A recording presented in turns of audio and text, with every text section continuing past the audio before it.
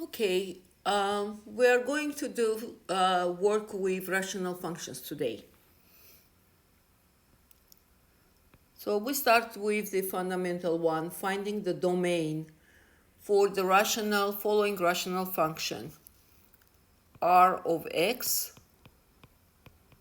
is equal 7x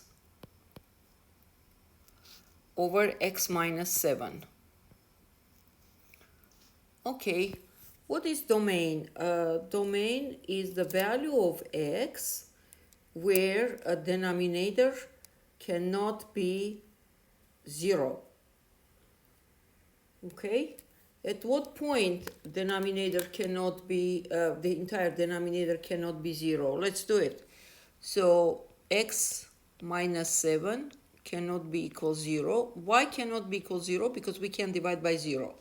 So from here, negative 7 I flip over on this side, over this equal sign. I will get x is equal positive 7, which means x cannot be equal positive 7. Okay? So the domain can be everything, but I'm writing down, since measurement goes in x, so I write down x cannot be equal 7. Okay, that's all. Next one, question number 2. So find the domain for h of x is equal negative 9x squared, and in denominator x minus 1, x plus 3. So what is interesting, the x in numerator is not a problem, it can be 0, because 0 you can divide by number and get 0, but we cannot divide by 0 in denominator. Okay, therefore we are going to see what domain cannot be. So x minus 1, our denominator is x minus 1, x plus 3, which means this cannot be equal 0, right? Well, that means either x minus 1 cannot be equal 0, or x plus 3 cannot be equal 0. So x minus 1 cannot be equal 0. If I move this negative 1 on this side, it's going to be positive 1. So x cannot be equal 1. Why? Because when x is 1, I'm getting here x minus 1, it's going to be 0, and then I don't care what is in x plus 3 because it will wipe down to 0 because there is multiplication between them. So, and here I'm solving plus 3, I'm transferring on this side, and it's going to be negative 3. So x cannot be equal positive 1 or negative 3, because if I plug negative 3 here, I'm going to get 0, right? And once I have 0, then entire denominator is going to be 0. So how I'm going to form the information about domain? It's going to look like this. We use x, and where x cannot be equal 1 or negative 3, like that. This is only one method, writing domain. There are several other methods. Question number, and by graph also. Question number 3. Let me write down here, question number 3. We have h of x, x plus 3. In denominator, we have x squared minus 9. So we have to put conditions. So x squared minus 9 will never be 0, which means x squared cannot be equal. Negative 9 moving here will be positive 9, right? And x cannot be equal. If I take square root from both of them, right, it's going to be 3. cannot be equal plus minus 3. Why plus minus 3? Because and negative 3 squared is 9 and positive 3 squared is 9. So let's write down domain.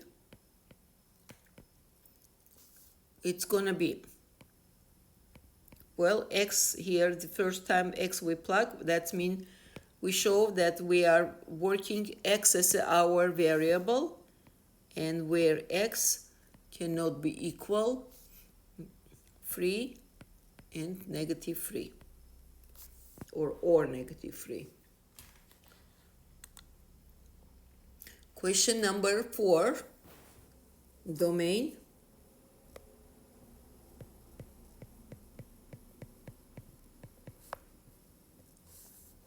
(13x squared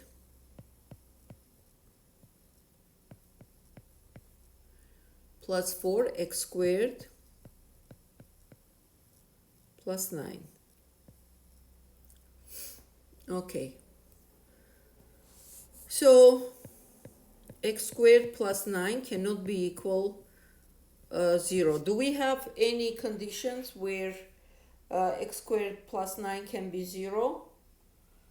You can think as long as you want, but there is no number. Why? Because here we have plus. Therefore, and if since we have plus 9, that means here is x squared has to be negative 9, right? So plus 9 would be 0. But since we have x squared, so never we will get negative, because square it's always positive. Therefore, there is no restriction to the domain. Are we clear? So there is no restriction. In some cases, they put negative infinity to positive infinity domain. But here we say, in this format, they say there is no restriction. I'll just put domain, no restriction. Okay, question number 5.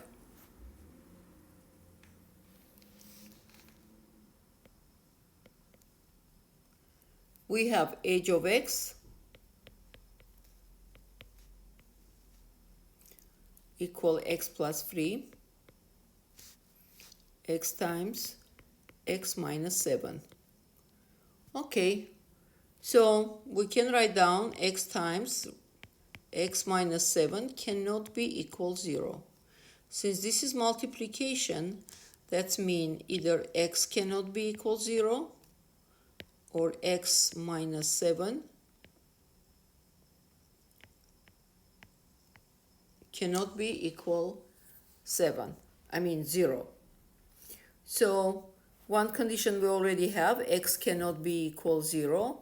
And for the second one, it's going to be, if I move this negative 7 this way, it's going to be x cannot be equal positive 7. So those are restrictions for domain. So I'm writing down domain cannot be x cannot be 0 or 7. Okay, here is another thing we are going to explore here. Vertical asymptotes. Vertical asymptote. So what is vertical asymptote? Let me explain. Let's say this is our y, this is our x, right? So for example, this is our vertical asymptote, and graph is going like this, and graph is going like this. Vertical asymptote, it's a vertical line where graph is running to, but never crosses. It's never gonna cross, okay? Look, it's running towards, graph is running towards, but it's never gonna cross, which means those are graphs that have a break here, right? This asymptote break this graph. There are two parts, two pieces of this graph, and there is a break where the vertical asymptote is correct. Let's say if this is 5, then x is equal 5, it's going to be vertical asymptote. Now, since our domain, whatever in the algebraic the case, here we found out the domain cannot be equal 0 or 7. So the value cannot be, x cannot be equal. These values are going to be our vertical asymptote because that's where it's going to be break. That's where is algebraically you have division by 0, which means for this case vertical asymptote is going to be x is equal 0 and x is equal 7. This is whatever value domain cannot have, so not to get 0 in denominator, that value is the vertical asymptote. Again, because domain cannot have these values because it's ending up division by 0. But on the graph, vertical asymptote shows that I am doing, my graph is broken by asymptote. Okay. Next.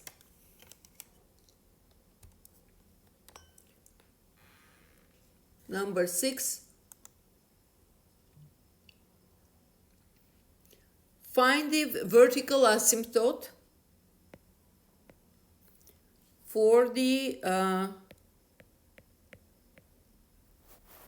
graph of rational expression x over x squared plus 16. So if we look at the domain, right, if we have, at the denominator, we have x squared plus 16. So if you have, first of all, since we have squared, that means it's never going to be negative number, right? Negative number squared is going to be positive. Positive number squared is going to be positive. And since we have also plus 16, so there is no break, there is no restriction on domain. Domain can be anything from negative infinity to positive infinity. That tells us that there is no vertical asymptote. Vertical asymptote, I put here, not applicable. There is no vertical asymptote. All right? Question number 7. So question number 7, let me clean this because this is not related to any algebraic expression. It was just drafting. So I can write down 7 here. We have space. We have f of x is equal x squared minus 9 and x minus 3. Okay.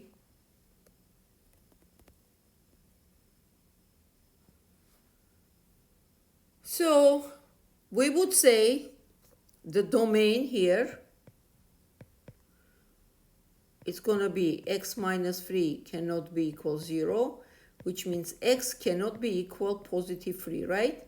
If negative 3 moving here will be positive 3, so x cannot be equal positive 3, which means domain can be anything but positive 3. Now, let me do some interesting changes here. In our function, x squared minus 9, our graph, rather saying minus 9, over x minus 3, yes, I'm going to do some simplification. X squared minus 9 is formula a squared minus b squared, which is equal a minus b times a plus b, right? So which means if this is a squared, this is b squared going to be 3 squared, right? So I can open a minus 3, a plus 3, because if the b squared is 9, then b is going to be 3, right? Because 3 squared is going to give me 9. Why did I put a? I have no idea. Let me fix it. X minus 3, x plus 3. And I put here divided by x minus 3. Look what's happening. Denominator is gone, and I end up with x plus 3. What to do in this case? How to identify domain and vertical asymptote in this case? So in cases like this, where we ended up with x plus 3, which means it doesn't have any limitation on domain, right? We say that this break in the domain is curable. You can cure it, okay? So let me explain the difference between, let's say, number 5 and number 7. So in the case of number 7, I have a negative 3 domain. Let's say this is negative, positive 3, okay? Now, since I can cancel, I can fill it out. Think this way. You are approaching to the hole from here or from here. And there is a hole. You cannot pass it. Now, in real life, if we compare to real life, we have two choices. If hole is small enough so to fill it up, then you can fill it up and just walk away, right? Walk by over this filled up hole. But if the hole is large enough, then you can't fill it up. You're going to leave it like that and find the other way. So in the case like this, number 7, since we could successfully get rid of x minus 3 and we ended up only x plus 3, we said that we filled up this hole. We could fill up this hole, okay? And therefore this x minus 3 is gone. The denominator that was created break is gone. So at this point, since it's gone, x plus 3, therefore we are saying there is no vertical asymptote. But there is a hole that corresponds to x is equal 3. There is no vertical asymptote because we could fill up that hole, but we didn't forget that there was previously there was hole. X is equal, cannot be equal 3, which means at the point x is equal 3, we have their hole. Now in the case of number 5, we couldn't get rid of here, see, negative 7, we couldn't get rid of this. So that's a large hole which is gonna stay. Let's say to explain, if this is hole, it's a big hole. So you can't fill it up, let's say, it's not possible, so it's gonna stay whole. And that's gonna be vertical asymptote, obviously. Okay. Moving question number 8, those are elements of calculus, guys. These things I'm explaining to you, those are elements of calculus. So question number 8, vertical asymptotes, again, f of x is equal x minus 7, and I have x squared minus 8x, plus minus 9x and plus 14. Okay, move it down. So our domain or denominator, x squared minus 9x plus 14, cannot be equal 0. So we are going to use here factoring to find out what value, how to solve this, to find that cannot be equal 0. What x is going to be? It's going to be factoring Whoever doesn't remember, at the end of the video, I will place the link or reference to the video how to factor down this quadratic expression. So what is going to be here? It's going to be the x, I'm going to break down x minus 7, x minus 2. This is the method of factoring trinomials, which is negative 7 times negative 2. It's going to give me positive 14. This ugly 14, I guess I can rewrite. In addition, negative 7, negative 2 is equal negative 9. Okay? That's how I did. But in details, to understand, you're going to watch it, the video. If you understand, better for you. Or if you know the topic. Since we have here x minus 7 times x minus 2, that means either x minus 7 cannot be equal 0, which means x cannot be equal positive 7, right, from here moving here, or x minus 2 cannot be equal 0, which means x cannot be equal positive 2.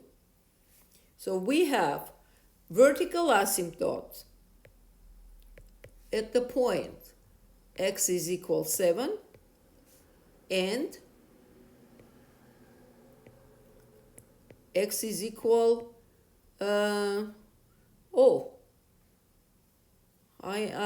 are rushing to put vertical asymptote, but I see here in numerator, look here, x minus 7, which means we can we can fill up the hole with x minus 7. Let's hold on to this for now, and let me simplify. Let me do it. F of x is equal x minus 7. In denominator, I have x minus 7 times x minus 2. Yes.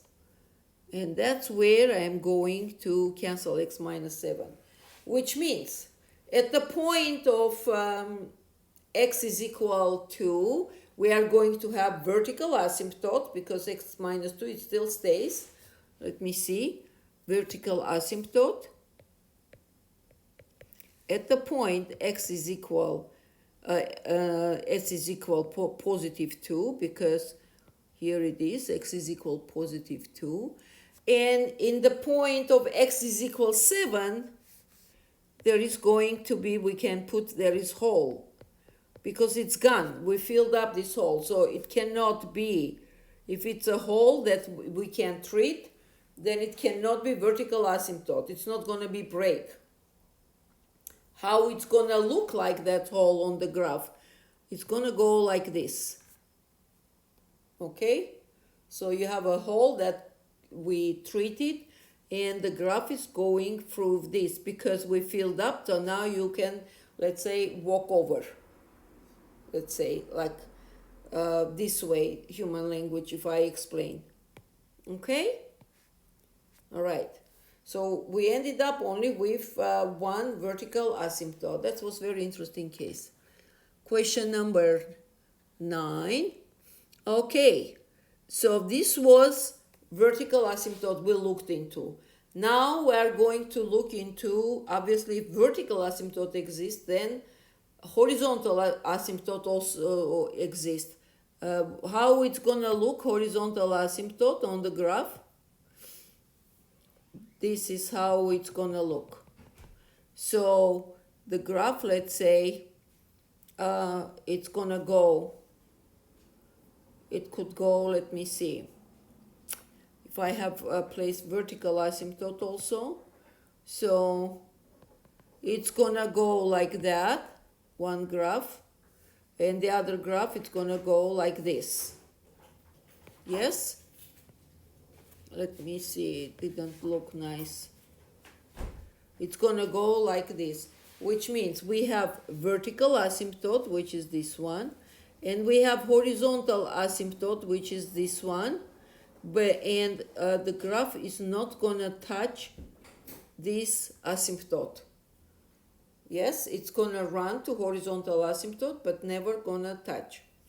Okay, now let's explore horizontal asymptote. It's gonna be interesting. So question number 9. We have f of x is equal 13x over 7x squared plus 9. Okay.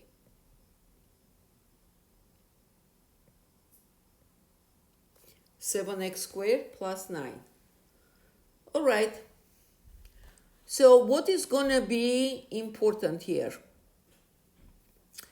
The most important thing for horizontal asymptote, we are going to look at the highest degree of variable in numerator and in denominator. Here is how it's gonna work. Let me write down here. I can move this here and put the format and template or whatever. So let's assume I have rational fraction f of x is equal a and x and plus a n minus 1 x n minus 1 and then plus blah blah blah blah plus a1x plus let's say a0. And in denominator we are going to have, let me bring this down here maybe. Okay, so far. So in denominator we have b m, this is n, guys, x to power m plus b m minus 1 x to power m minus 1 plus blah blah blah plus b1x and plus b0. What we're gonna work with, we are going to take the highest degree, the term with highest degree, which is this one, xn and xm. And here we have the conditions.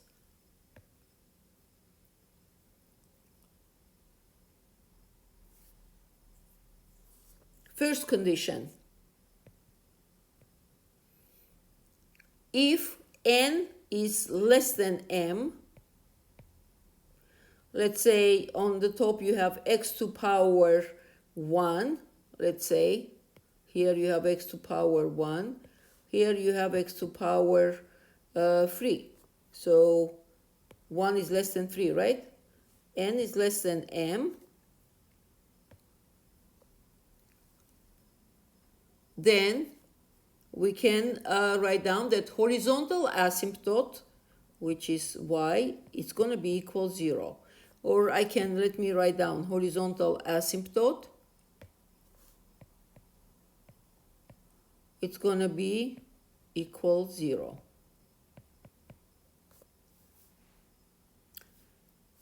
Second case, n is equal m. If n is equal m, then horizontal asymptote is going to be equal a and coefficient, the coefficient of highest term in numerator divided by coefficient of the highest term in denominator. And number 3, third case, what case left? N is greater than m, right? If n is greater than the m, then there is no horizontal asymptote.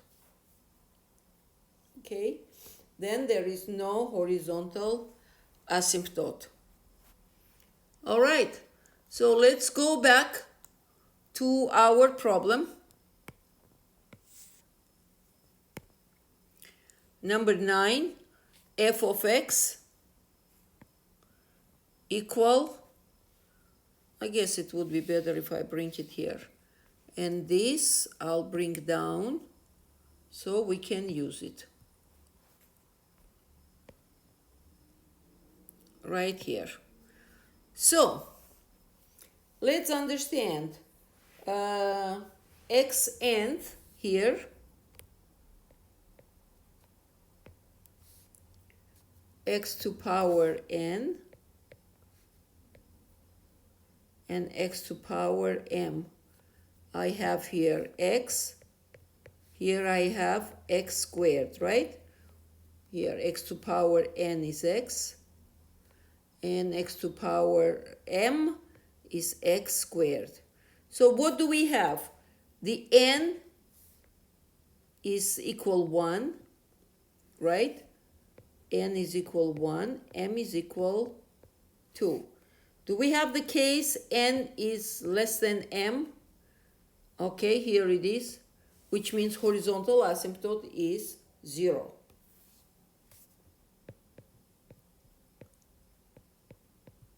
Or you can write down y is equal 0. So if I show you a real quick example on the graph, so how it will look like. This is y is equal 0, that means the x-axis. So this one, this is going to be our horizontal asymptote, which means the graph is going to go, let's say, like this, and it's going to go like this, for example. So, and it has asymptote and horizontal and vertical, but we are focusing on horizontal now. All right, next.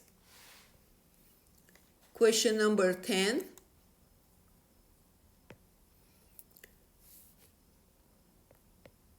We have g of x is equal 36x squared over 9x squared plus 1. It's interesting. We have same degree, square here, square here. Can we say that n is equal m? Of course. In both cases I have square. So from here, horizontal asymptote is going to be a nth. A nth is here coefficient of this one, which is going to be here 36. We take and divide by bm, which is going to be coefficient of xm. Here it is. In this case it's 9. And that is going to be equal 4, which means y is equal 4. It's going to be the graph for horizontal asymptote. So let's see on the horizontal asymptote. It's going to be, let's say if this is my 4, then y is equal 4. This is going to be our asymptote, horizontal line. Okay? Question number 11.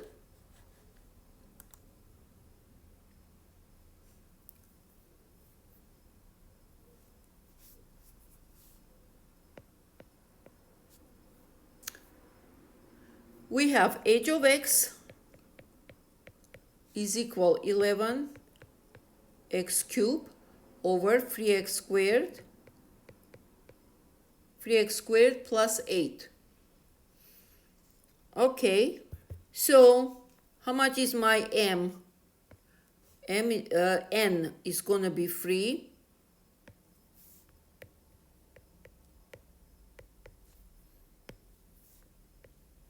And m is going to be equal to, we have here n is greater than m, right? So what does that mean? 1 second.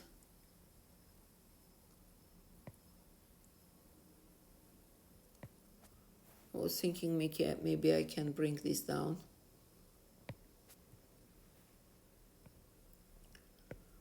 So when n is greater than m, we have no horizontal asymptote.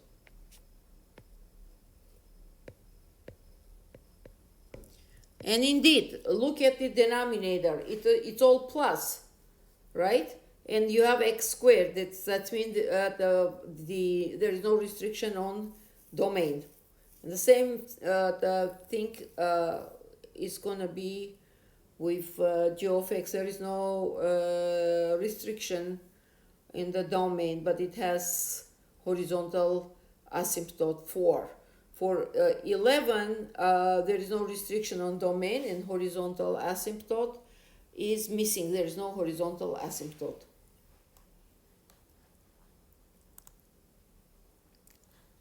All right. Now we are going to learn how to build, slowly we will learn how to build rational expression graphs. How are we going to build the graph of rational expression? All right. Question number 12.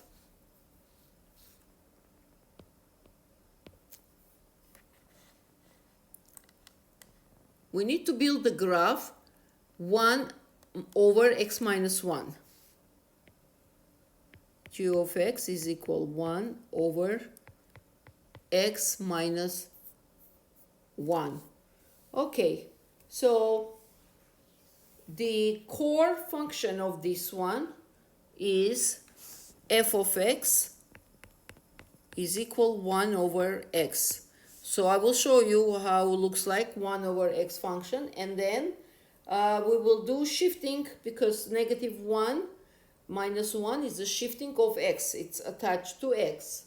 Okay, so let's see. I will build a small graph here. Okay, it's not, doesn't look like it's gonna be small, but that's okay.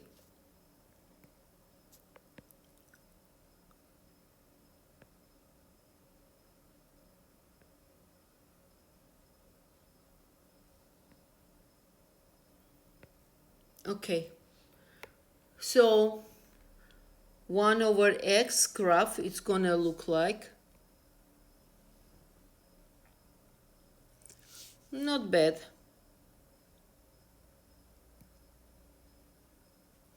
No, I don't like this one. Let me try again.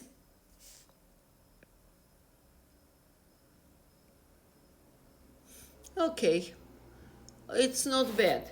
So this one is 1 over x. Now, we need to build 1 over x minus 1.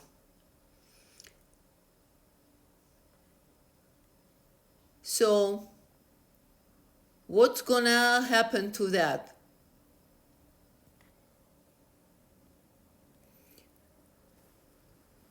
It's the x usually is shifting when we have change of x, like here we have x minus 1. That means x is going to be shifted opposite direction, because let me explain.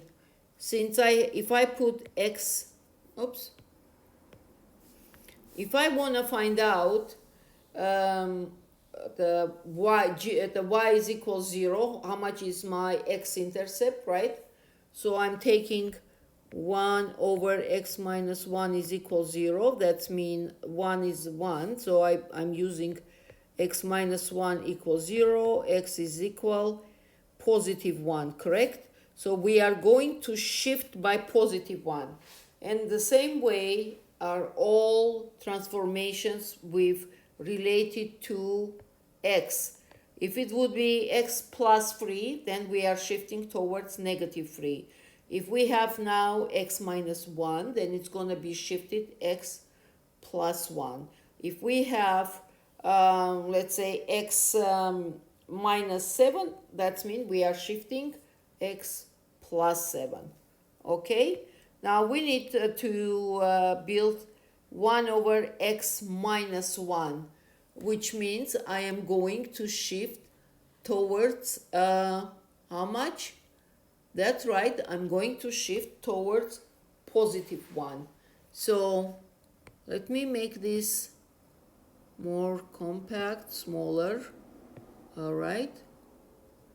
And here I will build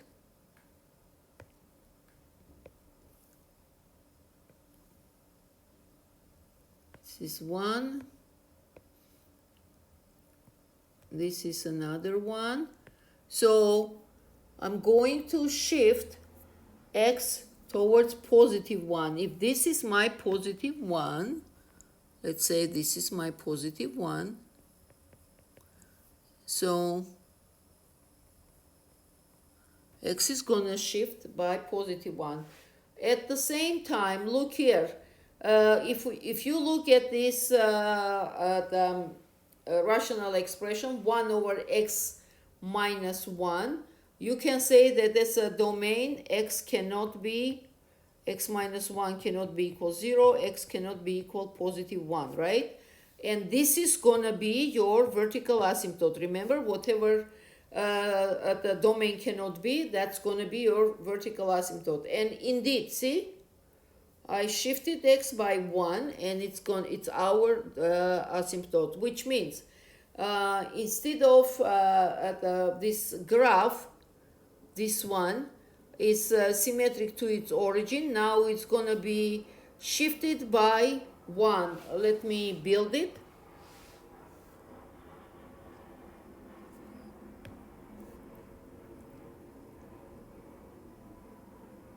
It's like this, and it's gonna come like this. See it?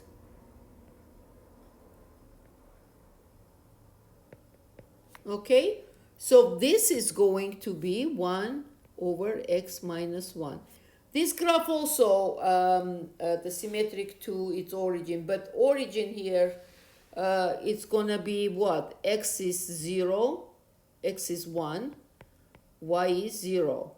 While here it's going to be 0 and 0. So x we shifted by positive 1. All right. Next question. Question number 13.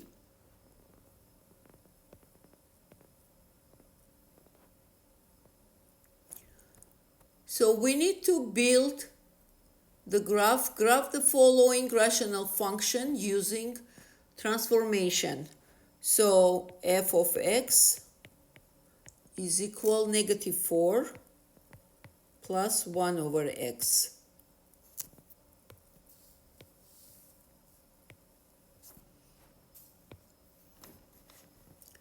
All right. What we're gonna do in this case?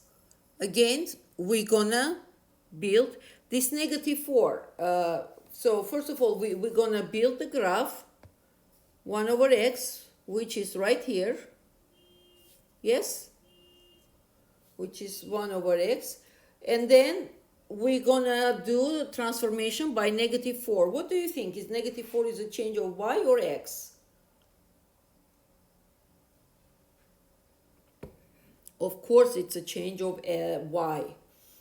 So when it's come to change of y, it's gonna change directly the way it's given. If it's negative 4, it's gonna down by negative 4. If it's positive 4, then it's gonna down as a negative 4. Okay, so I'm not going to build, I guess for now I will build one more time 1 over x. Let me build it one more time. Ooh, nice.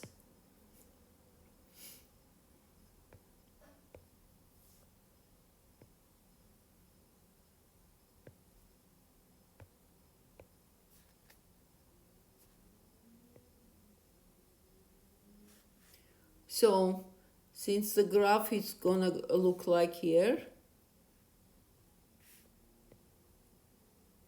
1 over x, then negative 4 plus 1 over x, it's gonna be shifted down vertically.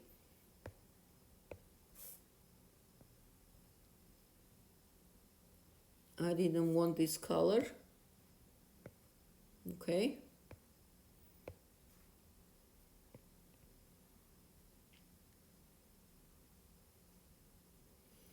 Let me move this up because I have to move this graph down, right?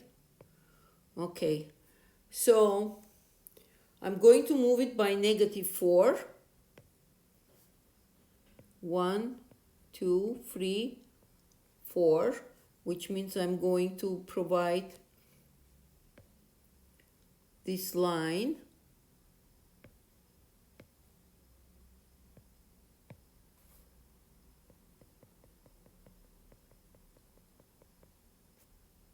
Okay, so, and the graph is gonna look like,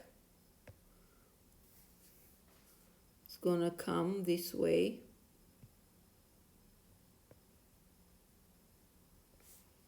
And it's gonna come this way. And guess what is this number here? -4, which means since here we have it's symmetric towards origin 0, 0, here this point is gonna be what? It's gonna be 0, -4, right? Okay, this is how it's gonna look, the graph in this case. Next. Question number 14. Now, this time on question number 14, we're gonna use both transformations, transformation of x and y. Let's see. Using transformation of 1 over x, we already have it here, 1 over x. Graph g of x, that is equal 1 over x plus 5 and -7.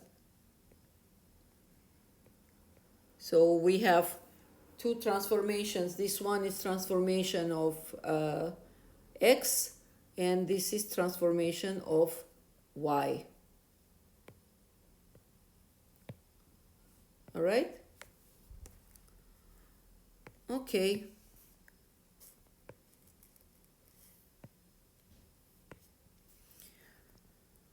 So let's see what we have. We have to use 1 over x, which already we know how looks 1 over x.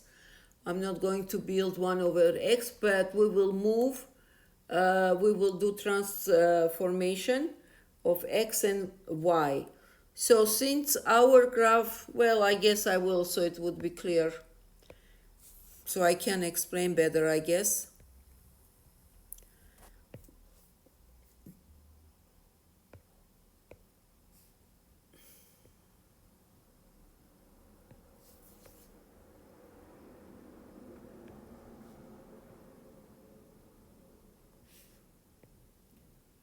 This is our 1 over x. Now, let me put my x and y axis.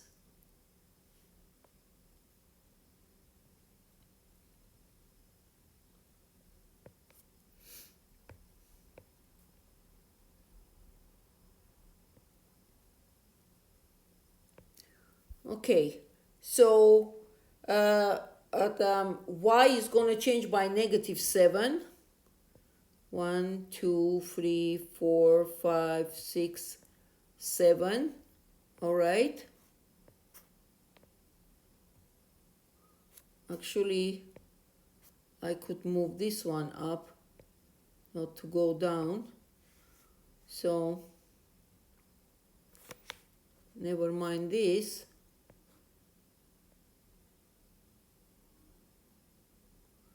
Okay, so I will go 1, 1, 2, 3, 4, 5, 6, 7, -7, right? This one, which means this graph is going to go like this, -7, and the change of x is +5, which means I'm heading to -5, right? This is 7, guys. So 1, 2, 3, 4, 5, -5. So this is gonna go this way. So what do we have? The entire graph is shifting to this origin. What is going to be this coordinate? This coordinate is -5 and -7. Yes? Okay, so the graph is going to go like this. And it's going to go like this. Okay? We're doing good?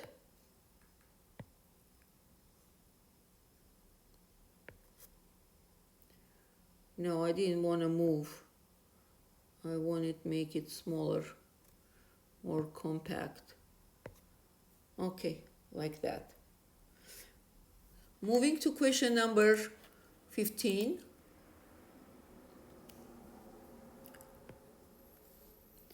Now we are going to use base 1 over x squared instead of 1 over x. So using 1 over x squared graph, g of x is equal 1 over x plus 6 squared. So base is going to be 1 over x squared. How it's going to look 1 over x squared? Let me show you.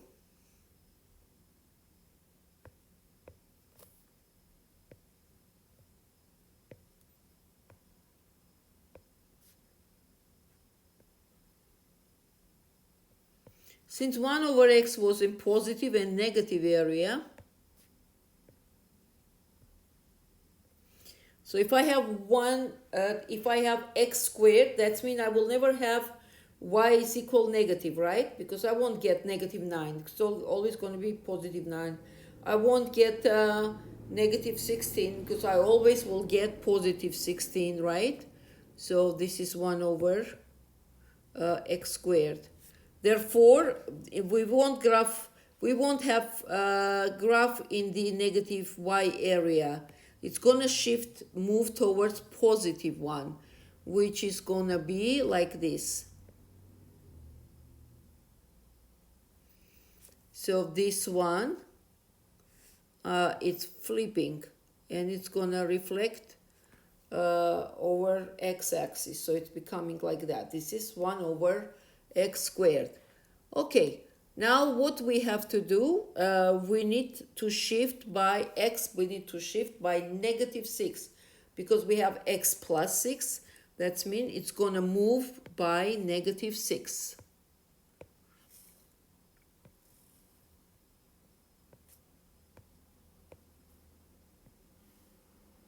Like I said, x is shifted always of the opposite direction. If it's plus, then we shift towards negative. If it's negative, we shift towards positive. And I explained earlier why it is the way it is. But change of y, it goes directly the way it's given. If it's minus, we move towards minus. If it's plus, we move towards plus. Okay, now we have x plus 6, which means I have to move the graph to -6. Let's go. 1, 2, 3, 4, 5, 6. All right.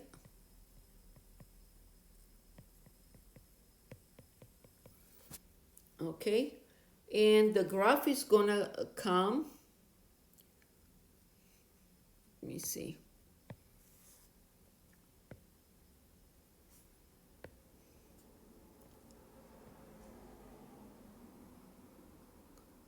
And the graph is gonna look this way. It will move here.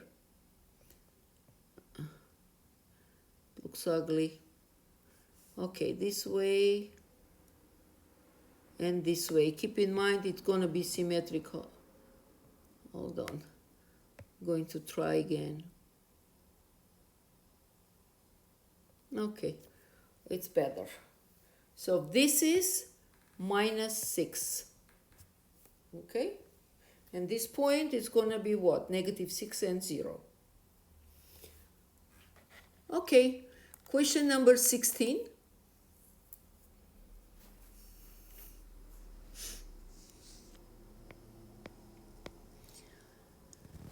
Now we're going to do transformation based on 1 over x squared. So we need to do transformation g of x equal 1 over x minus 5 squared and plus 6. So here we have transformation n for x and for y. All right. So let me build 1 over x squared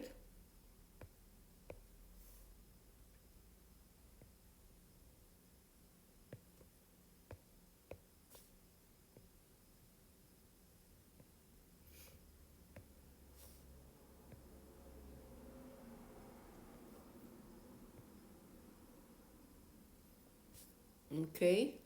Now the other one, I don't like this piece, hold on. Let me do a little bit better. Yeah.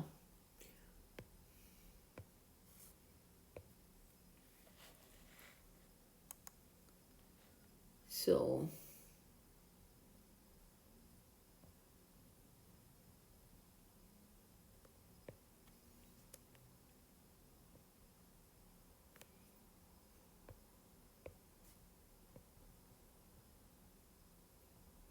all right. So our x is gonna be shifted towards positive 5 because we have negative 5. Oh, it didn't even go straight. Okay. It's gonna go towards positive 5. 1, 2, 3, 4, 5. Right? And y is gonna move up by 6. 1, 2, 3, 4, 5, 6.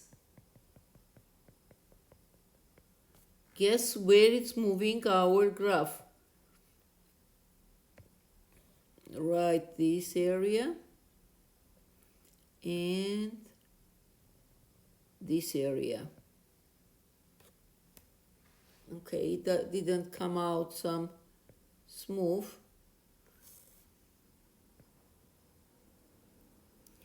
It looks like maybe a little bit like this. Okay. And this shifting is going to be what? X is 5, y is 6. Okay. Question number 17.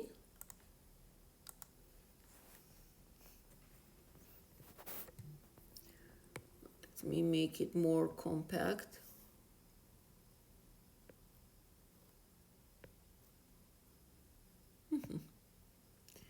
Question number 17.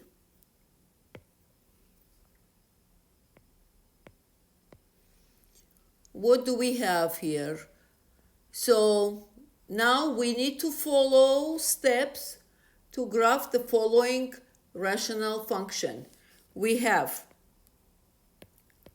f of x is equal 5x over x squared minus 16. Now, up to now, it was easy. I had 1, 1, 1 in numerator, right? But now I have x in numerator. So therefore, we are going to do a little bit analysis, see how we're gonna work this out. Okay. So question number 1, we are going to decide the symmetry. We are going to find out if it's symmetric to origin or symmetric to y-axis, or it doesn't have symmetry at all. So let me remind you that if we have a if f of negative x is equal negative f of x, then we have symmetry towards origin. Symmetry towards origin. So let's see. So first step, I'm taking f of negative x. Let me take it into, yeah. So f of negative x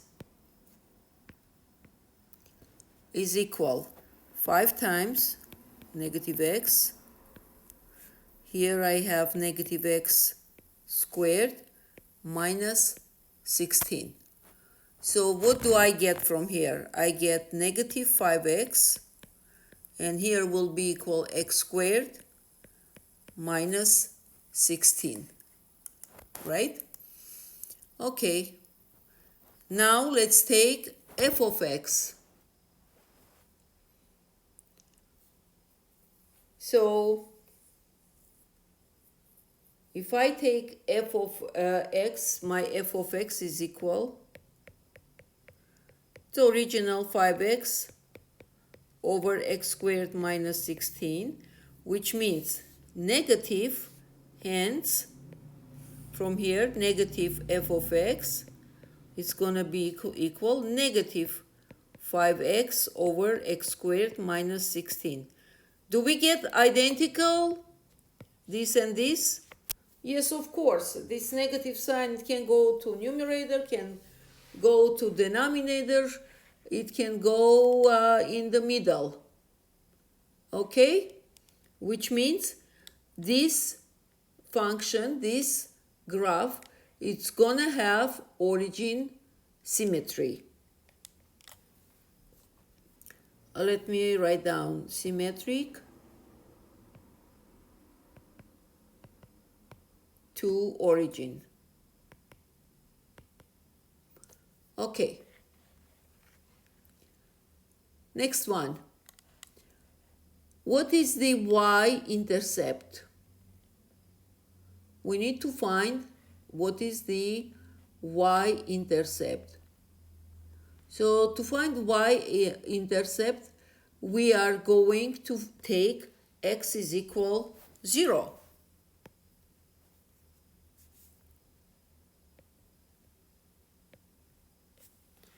X is equal 0 to find y-intercept. So from here, f of 0, which is same thing as a y-intercept, is going to be equal 5 times 0, plugging 0, right?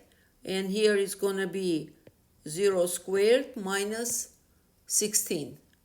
What's going to be, since 5 times 0 is 0, so the rest, it doesn't matter anymore. It's equal 0. Yes? Which means we can say that y-intercept, if x is equal 0, then y-intercept here is equal 0. Okay, now we want to find x-intercept. To find x-intercept, we are going to take y is equal 0. All right? So ABC. We need to take y is equal 0, which is the same thing, f of x is equal 0. Let me put this way.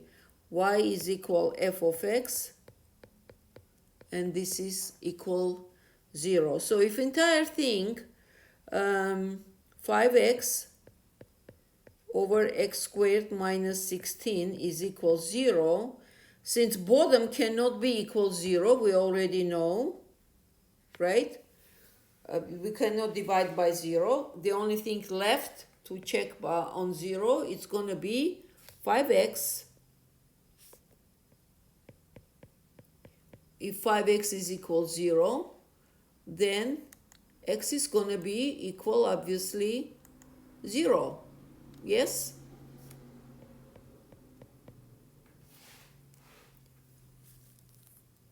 right. We found that one also. So when y is equal 0, X-intercept is equal 0. Moving to next one, we need to find vertical asymptote.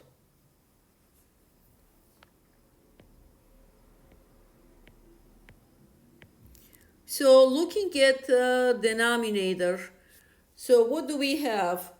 X squared, well, let me see. Let me first find out what domain cannot be. So x squared minus 16 cannot be equal 0. And x squared minus 16, remember formula, a squared minus b squared is equal a minus b times a plus b. Which means here I'm going to break down x minus 4 times x plus 4. And that is cannot be equal 0, right? Which means x cannot be equal positive 4. X cannot be equal negative 4. And this positive 4 and negative 4 is going to be vertical asymptote, obviously. So from here, vertical asymptote, x is equal plus minus 4. All right? So this was vertical asymptote. And what else? Now we need to find horizontal asymptote. Let me see. Now we need to find horizontal asymptote. Okay, how we are going to do it? Remember, for horizontal asymptote, we are going to check the highest degree of the variable in numerator and denominator. All right, let's see. Our B, C, D, E, let me put here E. Where is our original? F of x is equal 5x over x squared minus 16. Okay, so n here is equal 1. Why? Because this is, here we have 1. And m is equal to, here it is equal to, what's our combination? N is less than m, right?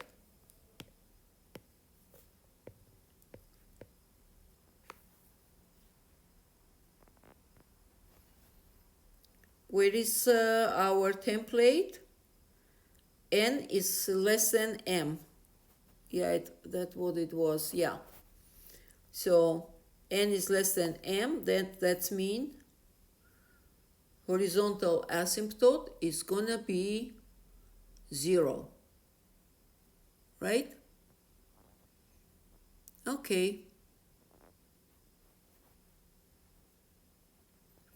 So horizontal asymptote, it's gonna be y is equal 0.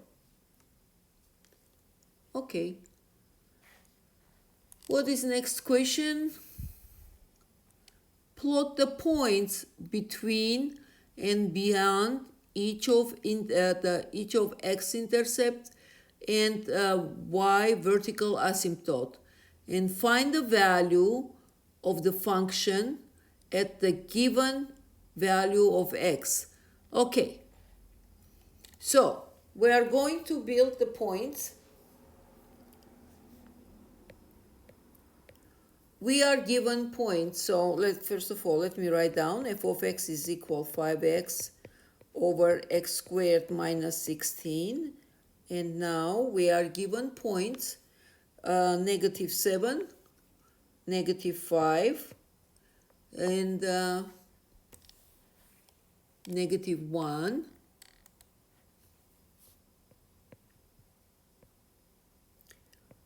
and then we are given positive 1, 5, and 8.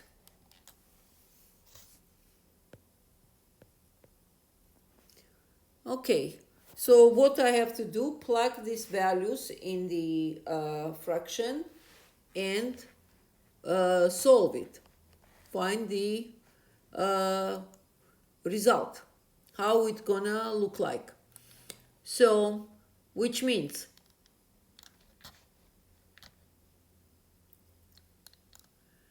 if I have negative 7, if I calculate it, you can also calculate and check. It's going to be here, negative 35 over 33.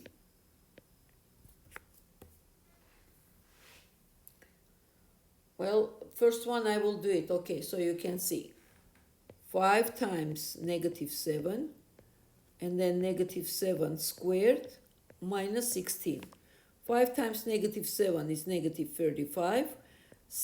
Negative 7 squared is 49 minus 16. It's going to be 33. And that's, we get result 33. Okay? So the rest I'll just write down the answers. If x is equal negative 5, then y is equal negative 25 over 9. Negative 1 is going to be 1/3. 1 is going to be negative 1/3, obviously. 5 is going to be 25 over 9. And 8 is going to be 5 over 6.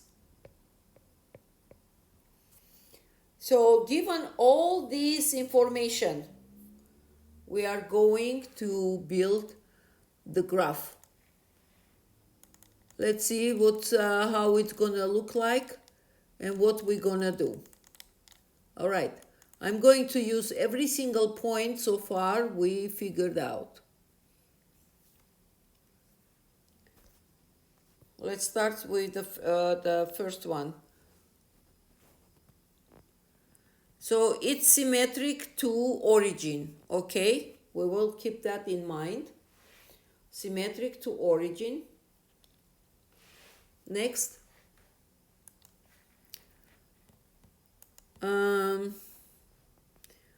B, when x is equal 0, y is equal 0. All right, let me build this.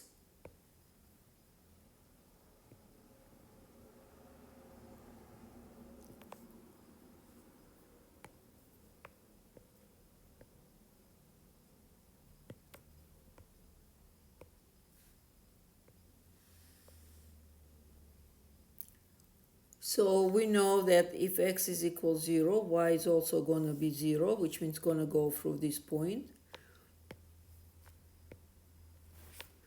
Next.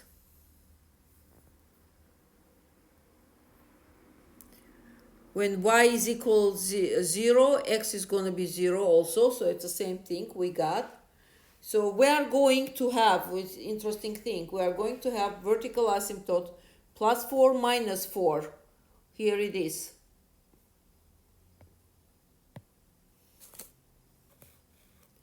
So 1, 2, 3, 4. 1, 2, 3, 4. So it's gonna go like this. Vertical asymptote. And here also.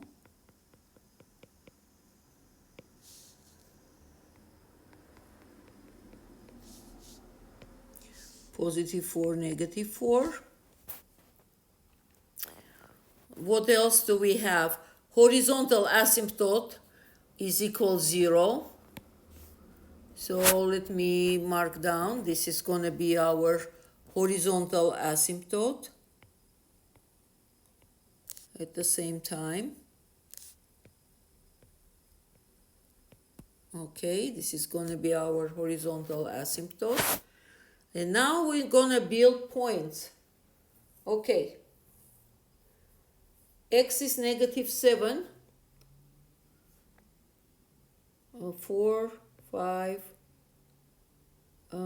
6, 7. X is negative 7. Y is gonna be equal negative 35 over 33, which is gonna be a little bit over 1.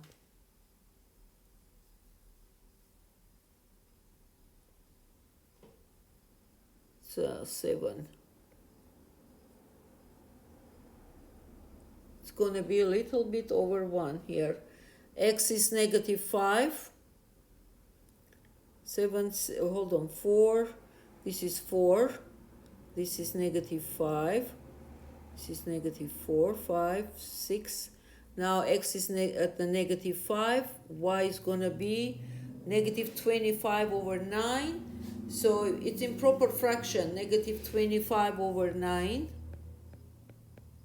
It's going to be 2 and 7 over 9, negative, obviously.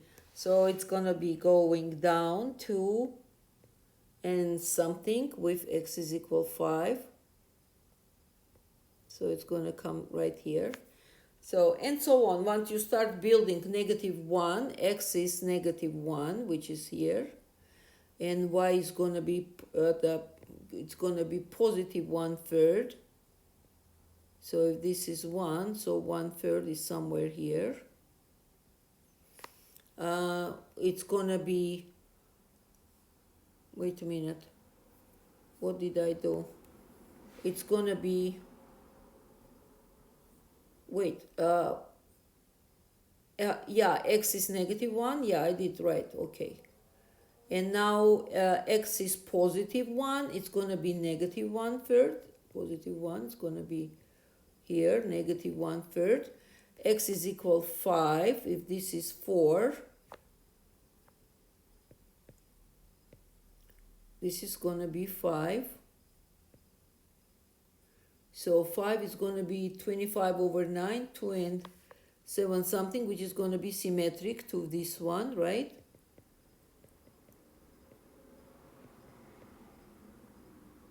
And x is equal 8, 5, 6, 7, 8. And y is equal 5, positive 5, 6. So it's going to be somewhere here. So it's symmetric to, since I already know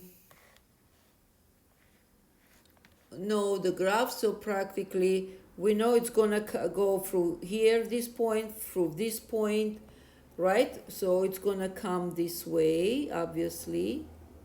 And since we have vertical asymptote, it's going to run to, let me see, it's going to run to vertical asymptote and not to hit there. So it's going to come vertical asymptote, not to hit there. Okay. Now, behind of this 4, this is vertical asymptote, we have also horizontal asymptote, right? This is our horizontal asymptote. Here we have 2 points, which it's going to run also to this vertical asymptote, but never touches to vertical asymptote and horizontal. It's going to go through this point 5 and come point 8. So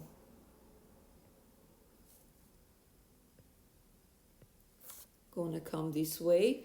And now this point also going to be this way, same thing. See, it's telling us, because we have asymptote, so it's going to run towards asymptote, but never touches. Okay, in our graph, it's going to look like this. I would make it more smooth, this end.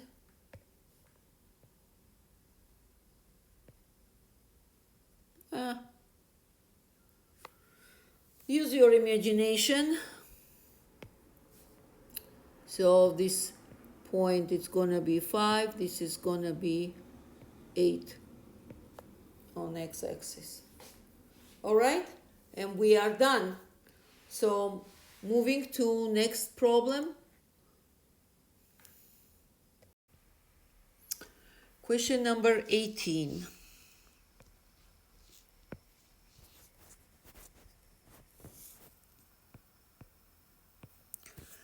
So, following 7 steps, we are going to graph the following rational function, which is f of x is equal 4x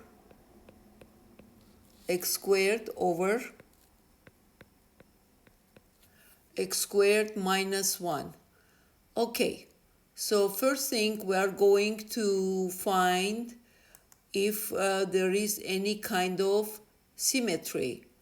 So now we are going to find symmetry by origin. We used, in previous case, we used f of negative x, that is equal negative f of x. That's a symmetry, right? To symmetry to origin. Now symmetry for y, it's gonna be f of negative x is equal f of positive x. This is symmetry to y. So let me move it on the side. And I see x squared, looks like it's going to be symmetry to y. Let's see, let's try. So f of negative x, I'm plugging negative x, is equal 4 times negative x squared minus 1, and that is equal the 4x squared over x squared minus 1. Now this was negative x, and this is what we got, and here f of x, this is what we got. Is it equal? Yes, it's the same thing, which means we can say that f of negative x is equal f of positive x. Therefore, our graph is symmetric to origin. I mean, symmetric to y.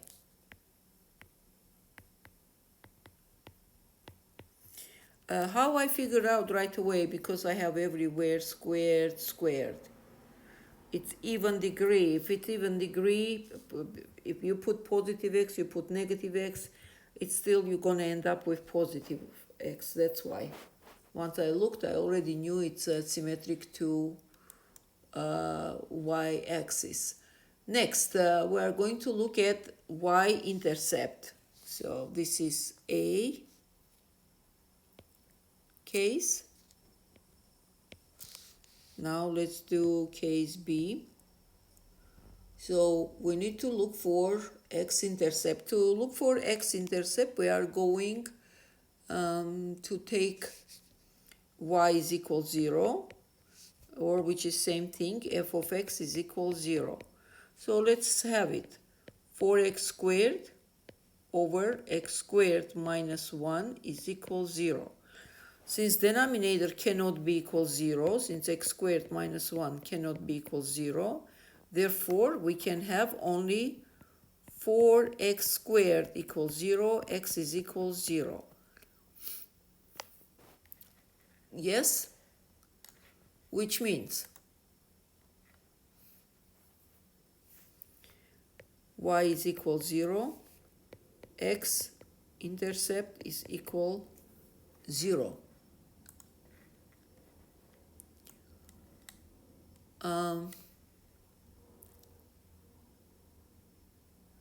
Next one, y-intercept. To find y-intercept, we take x is equal 0. Therefore, f of 0 is going to be equal 4 times 0 squared. So I'm plugging into this one, or which is same thing here, our original problem. 4 times 0 squared over 0 squared minus 1. So on the top, since we have 0, so it's going to be 0, which means x is equal 0, y-intercept is equal 0. So in both cases we have 0. What else? We looked at Y-intercept, we looked into X-intercept. Let's look now asymptote, vertical asymptote, horizontal asymptote, CD. So for vertical asymptote, our denominator x squared minus 1 cannot be equal 0. So x squared cannot be equal 1. And x cannot be equal plus minus 1. So this is plus minus 1. It's going to be our vertical asymptote. X is equal plus 1. X is equal negative 1. This is going to be our vertical asymptote. Now let's do horizontal asymptote. Let me write down original problem. 4x squared over x squared minus 1. Do we have the same degree, 2 and 2? Yes, when degree is the same, then horizontal asymptote, it's going to be equal coefficient of the x squared in numerator, which is 4. We are dividing by coefficient in the denominator, which is 1, 4 over 1. And our horizontal asymptote is equal 4. And the graph for horizontal asymptote, it's going to be equal, y is equal 4. Next, plotting the points.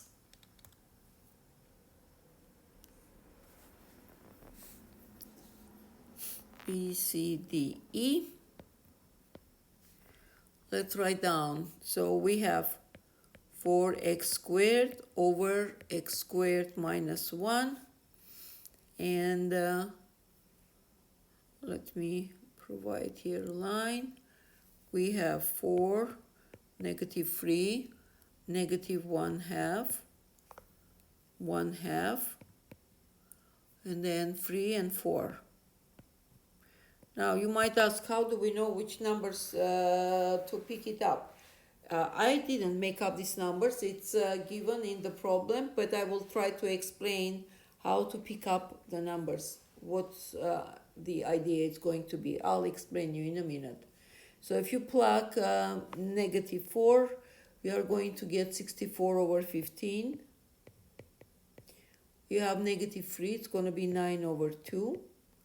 You have negative 1/2. If you plug in equation, plug in the expression, you will get negative 4 over 3. You have 1/2, it's going to be negative 4 over 3. You have 3, you have 9 over 2. And you have 4, you have 64 over 15.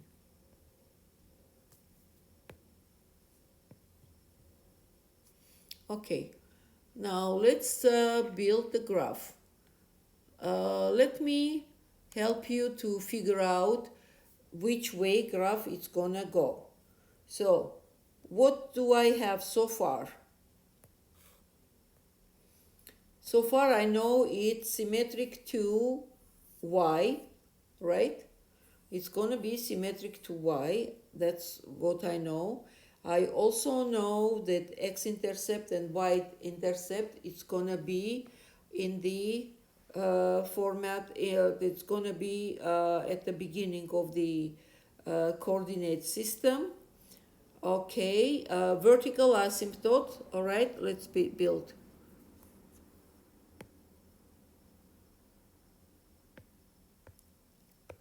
Okay.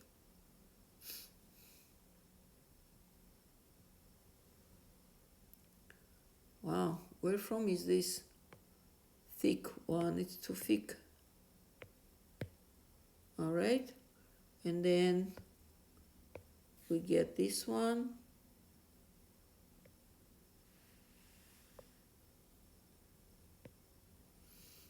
So we know that it goes through X-intercept and Y-intercept. It's going to be right here. Our vertical asymptote is going to be positive 1, negative 1. Let me put here positive 1.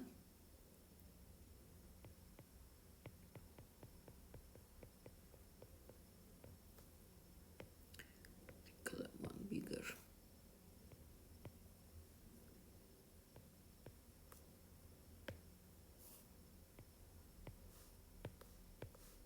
This is going to be your vertical asymptote, positive 1, negative 1.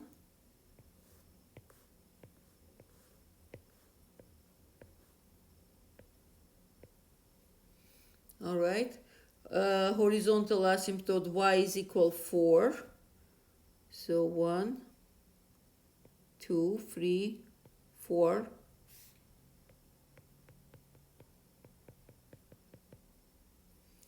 Okay. Is equal 4.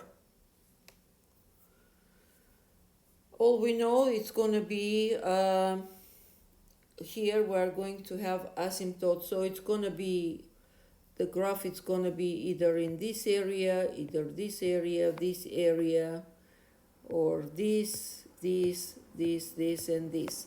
How we are going to figure out? In that case, we are going just look at the following. I'm going to write the problem. 4x squared over x squared minus 1.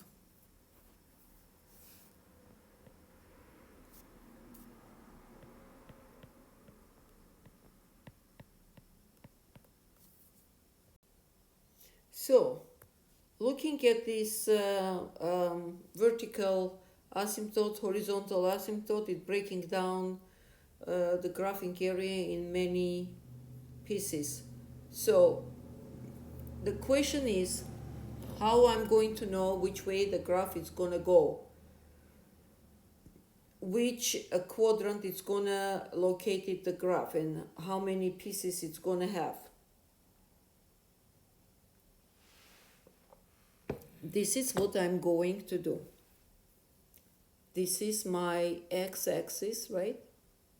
Here I have this vertical asymptote, this vertical asymptote. This is negative 1, this is positive 1. So it's breaking into 3 pieces, right? Piece till here, piece till here, and piece till here. So from every area, I'm going to pick 2 points.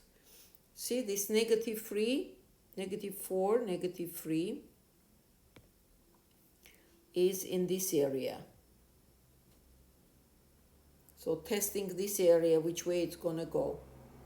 And then between negative 1, positive 1, this is this area.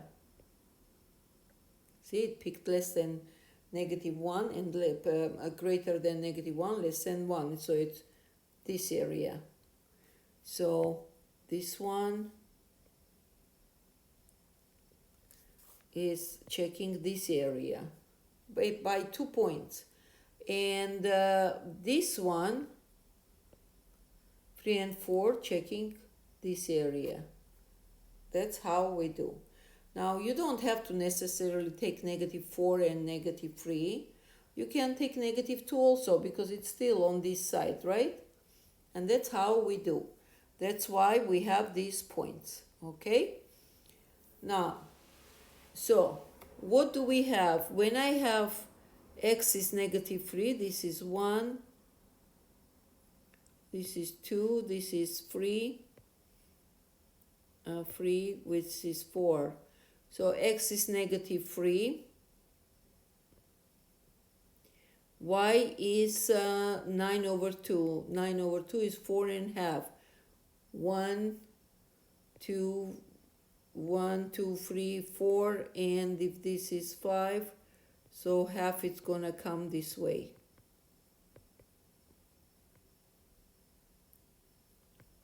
This is 1 point. Negative 4. Wait, it should come this way. This is 3.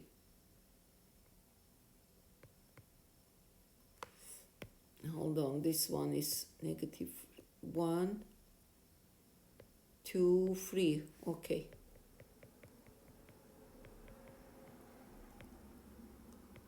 Next is negative 4. Negative 4 has 64 over 15, which is going to be positive 4 and 4 over 15. So it's going to be a little bit less.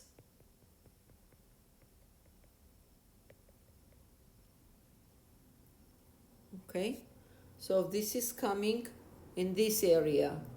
Next, now let's check negative half. If this is 1, this is negative half. X is equal negative 4 over 3, which is negative 1 and 1/3. If this is 1, 1 and a little bit 1/3, it's going to be here. Next, positive 1/2, it's going to be again negative 4, right?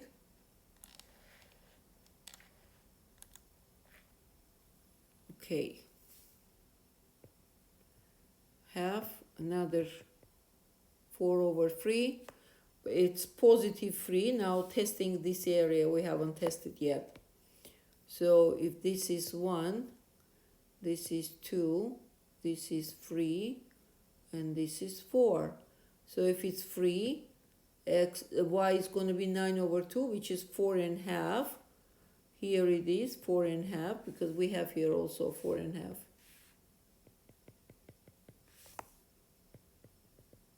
Come this way. And x is equal, okay, this is 3, this is coming this way. So, and x is equal 4. It's going to be equal 64 over 15, which we have in here. It's this one. Now this is going to come, let me see, come here, and this will continue to here. So it is clear that since we have vertical asymptote, which means it's going to go through vertical asymptote, which means it's going to come like this and turn around and go up. This is also, we have this point, we have this point, which means it's going to go in this piece and it's going to run to vertical asymptote. And down here, see, we have this point, intercept, and we have this, which means it's going to go like this. And this is going to be your graph. Question number 18. Let's, on the next problem, we can figure out ourselves which point to pick. Question number 19. So we have f of x is equal negative x over x plus 7. Okay. Regarding symmetry, I don't think it's going to work. Let me see. F of negative x is equal negative x,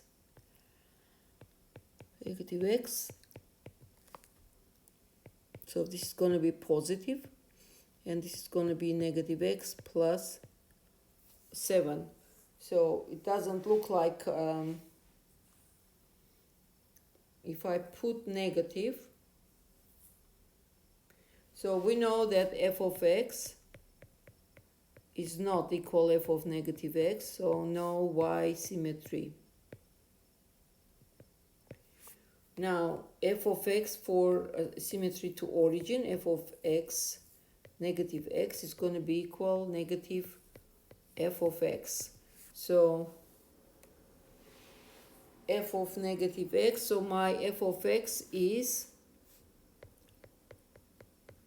equal negative x over x plus 7. So if I plug negative, because of this negative f of x, let me see, negative f of x, it's going to be equal negative. With this negative x plus 7, negative is going to be positive, which means this is going to be gone. and that's what we are going to have. Is it similar? This no, not similar, identical. No, it's not identical. Therefore, f of x is not equal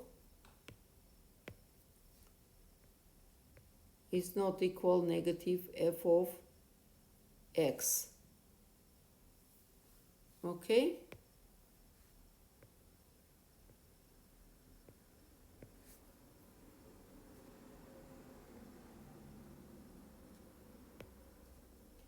Which means we draw conclusion. There's no symmetry.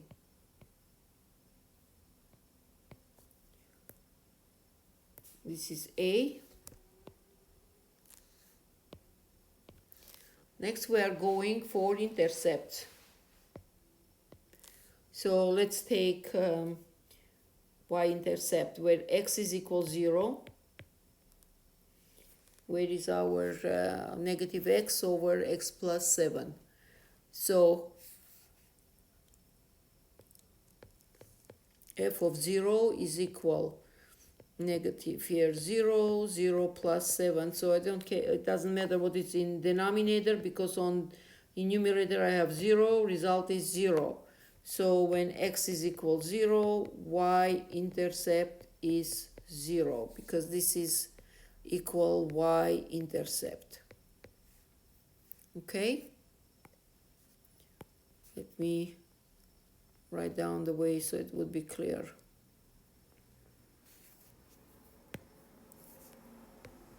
Y-intercept is equal f of 0. Okay. Next, X-intercept. To find X-intercept, I'm taking y is equal 0. Okay, and what do we have? Negative x over x plus 7 is equal 0. So if it's equal 0, that means numerator is going to be 0, right? Because 0 divided by number is 0. You cannot divide by 0, it's going to give you infinity.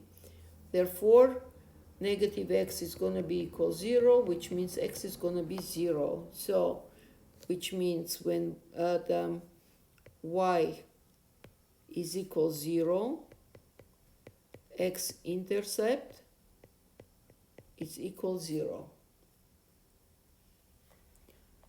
Okay. Next we are going about vertical and horizontal asymptote. Let's see. So we have in denominator x plus 7, right? So f of x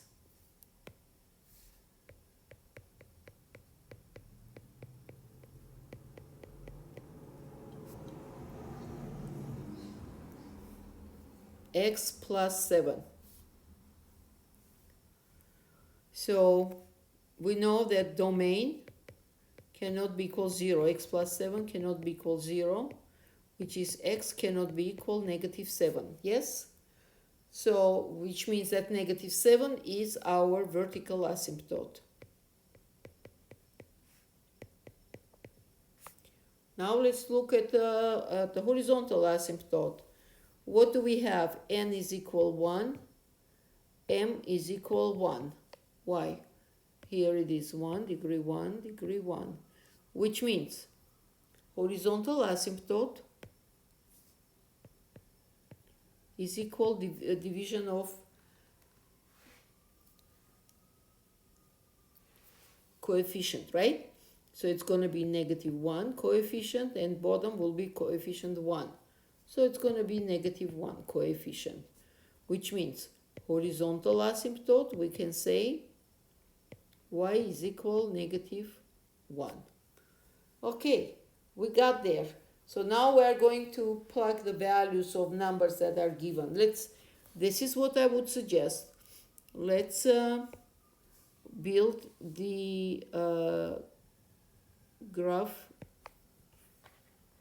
graphing environment first, and then we can figure it out.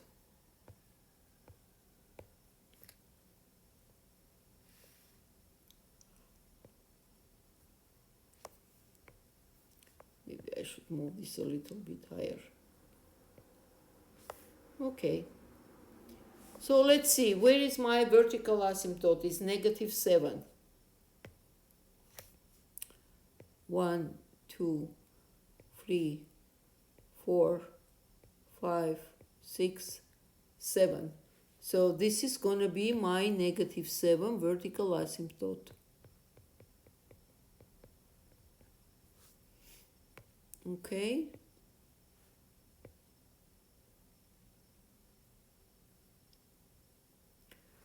This is a vertical asymptote, negative 7.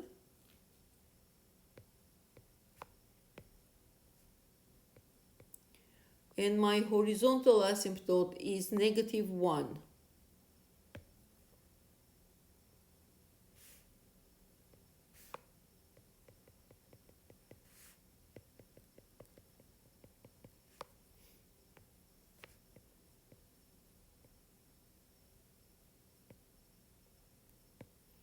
Okay, so it's negative 1.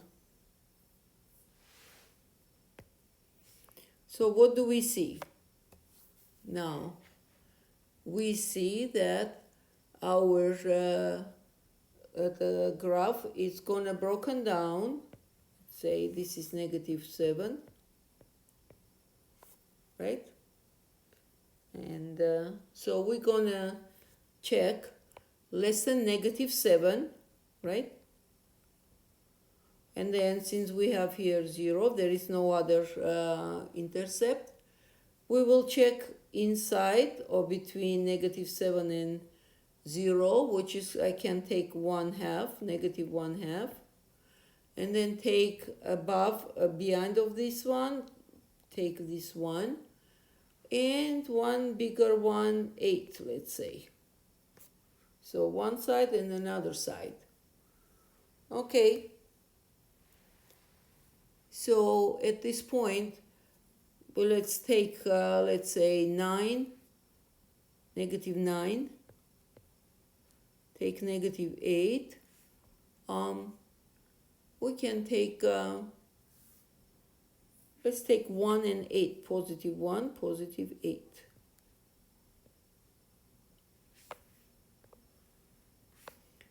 So it is negative x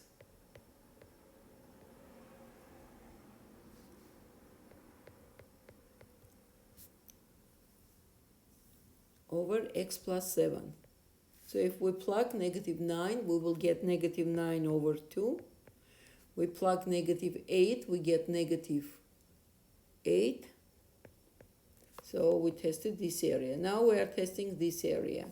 I'm taking positive 1 because I don't need to take anything there. If I take positive 1, it's going to be negative 1 over 8.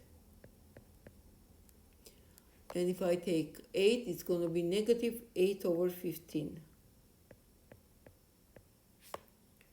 So, negative 9, it's going to be 4.5.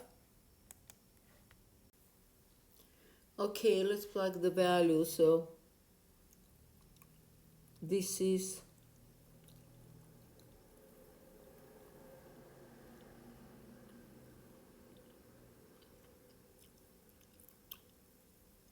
negative 7. This is negative 9. So I need negative 9 and negative 9 over 2, which is going to be 4.5, right? 1, 2, 3, 4.5 is coming this way.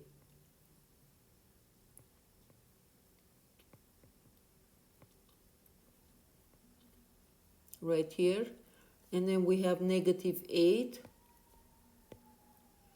Negative 8.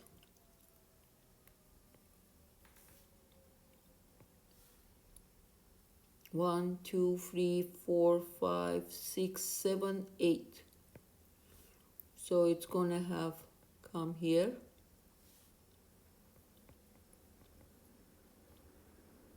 Which means, what do we see? It's going to run to, it's gonna run to vertical and horizontal asymptote. If anybody hesitating, you can take point somewhere here for further away, but I already see that it's gonna come like this.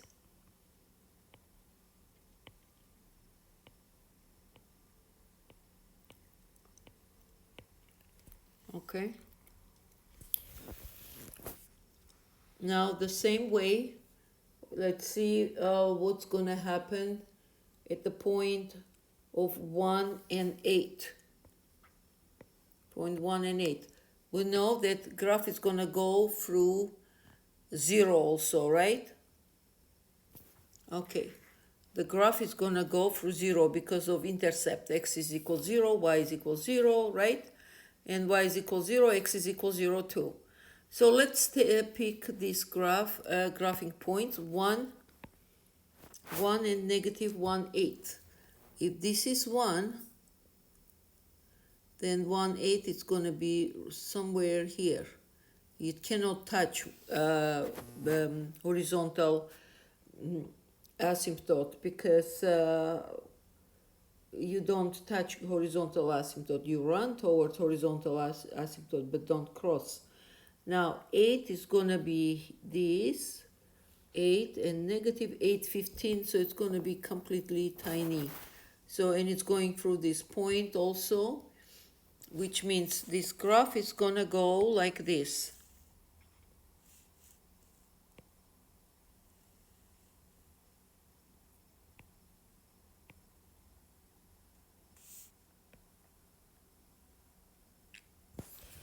Okay, and if I clean this,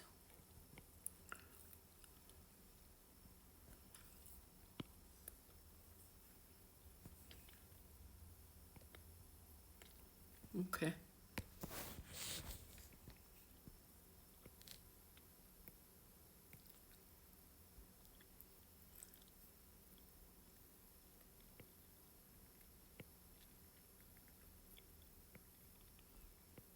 It's gonna go through X-Intercept and come here. So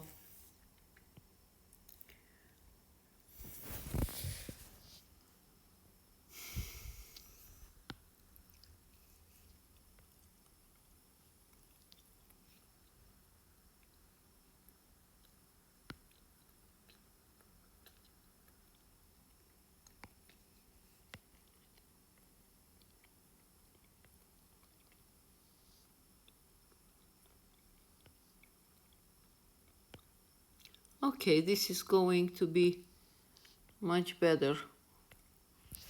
And it's crossing the 0, right? Okay. Something like that. We got it, finally. All right. Now we are moving to question number 20.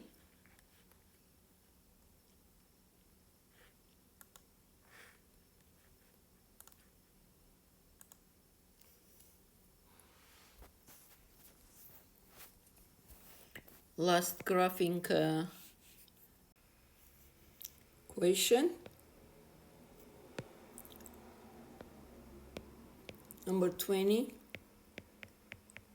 F of x is equal negative 3 over x squared minus 4. Okay, now let's figure out if it's has symmetry. If it has, then it's gonna be, is it y-axis symmetry or origin symmetry? Now looking at the graphing rational function, I can say without testing even that it is has symmetry to y-axis. Why? Because the only x we have is this, and it's squared. So be it positive x, be it negative x, it's gonna be x squared. So at this point I can write down that f of negative x is equal f of positive x, and this is y symmetry. So our graph has y-axis symmetry. Next question, this is A. B. Let me write down nice.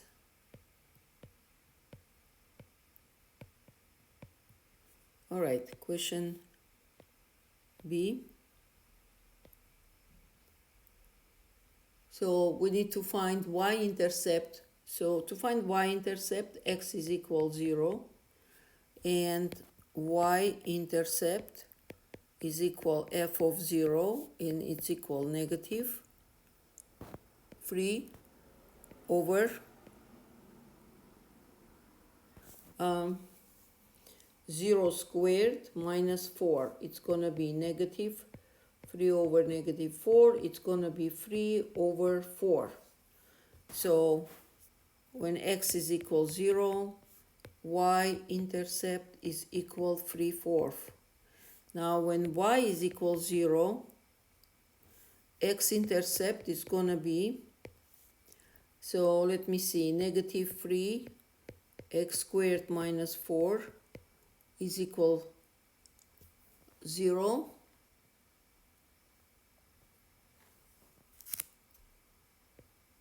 Which means there is no x-intercept because we have there 3.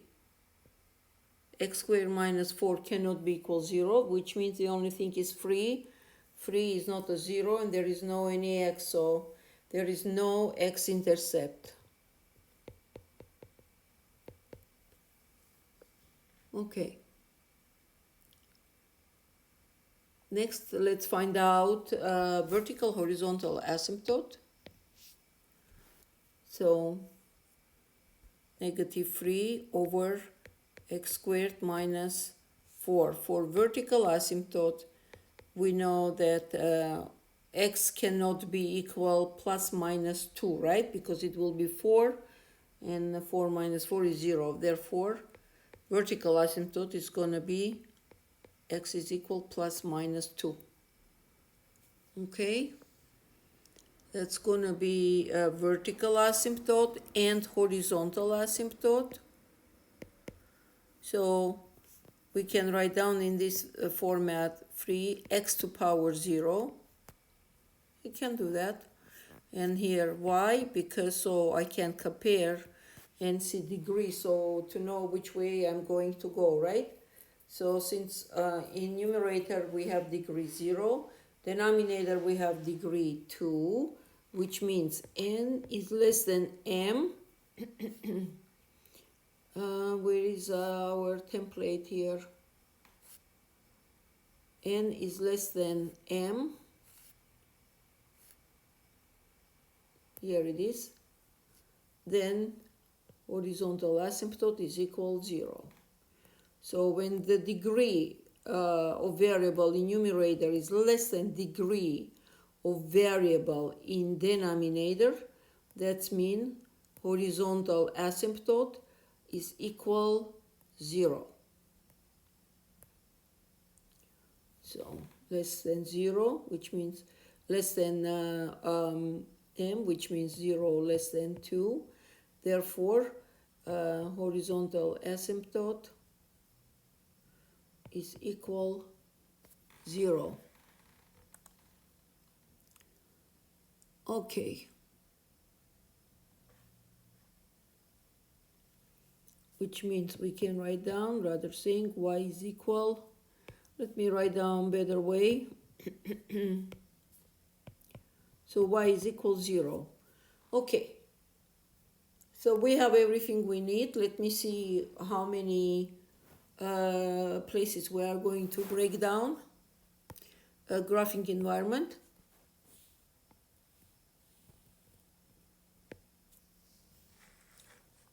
This is one. Second one.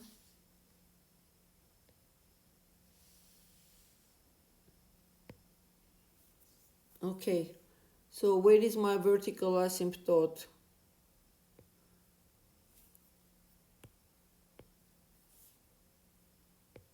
One and two.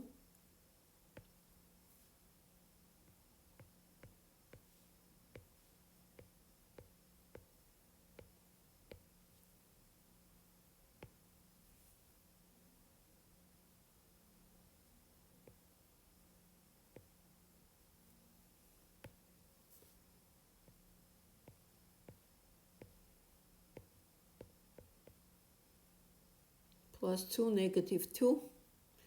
Okay, this is negative 2, this is positive 2. And horizontal asymptote is going to be y. Okay.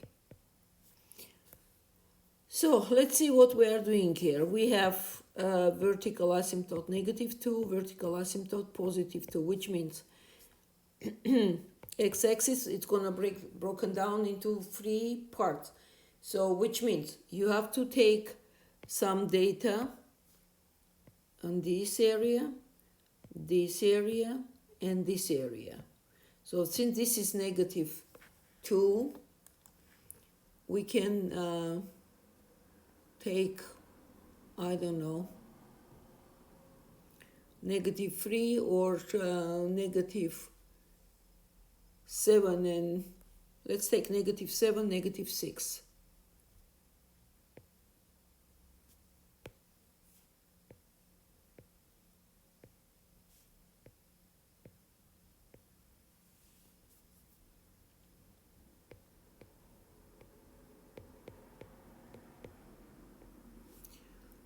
And then this area, I would suggest to take 0, see what's the behavior in the point of 0, 1 would be enough. And this way I'm taking positive 6 and 7. So when it's negative 7, solution is going to be negative 115. Not solution, but value. X is negative 6, or f of x is going to be negative 3 over 32. When it's 0, it's going to be 3/4. When it's 6, negative 3 over 32. When it's 7, negative 1 over 15. Okay, so let's see. Negative 7, 1, 2, 3, 4, 5, 6, 7. Okay, let's assume this is negative 7.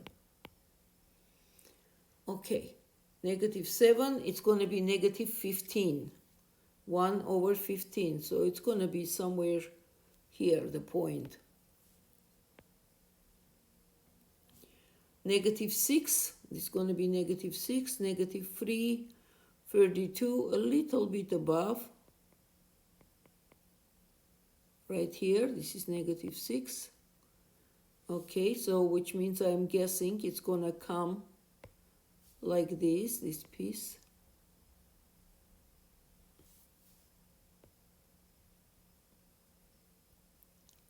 Okay.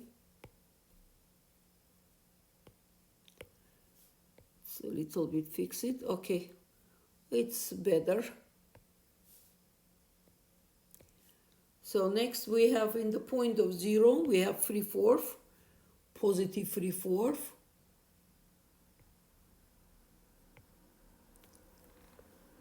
Okay. Positive 3/4, and then at the point of 6, 1, 2, 3, 4, 5, 6, this is 7. So 6 is going to be negative 3. It's going like this. 1, 2, 3, 4, 5, 6. That's right. And the other one, positive 7, negative 1 over 15. Right here. Now, we didn't explore the behavior, so we know it's gonna be crossing here. But let's see, at the point of 1, how much will be? Negative 1, positive 1. So this piece also clear, so it's going to come like this.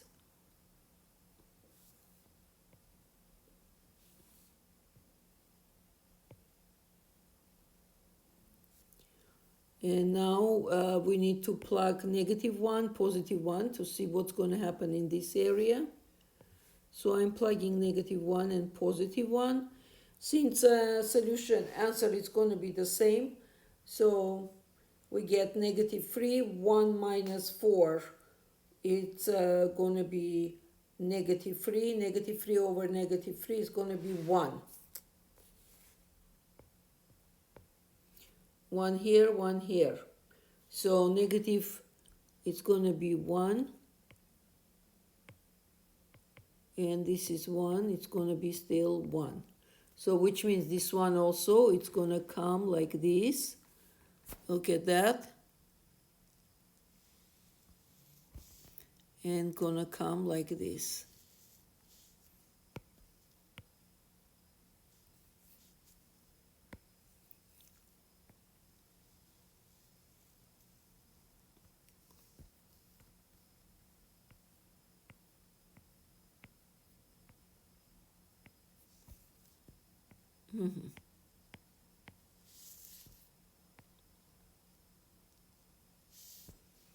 And this is going to be our graph.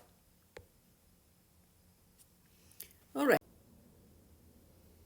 I am done. Thank you for watching, and I'll see you at next video.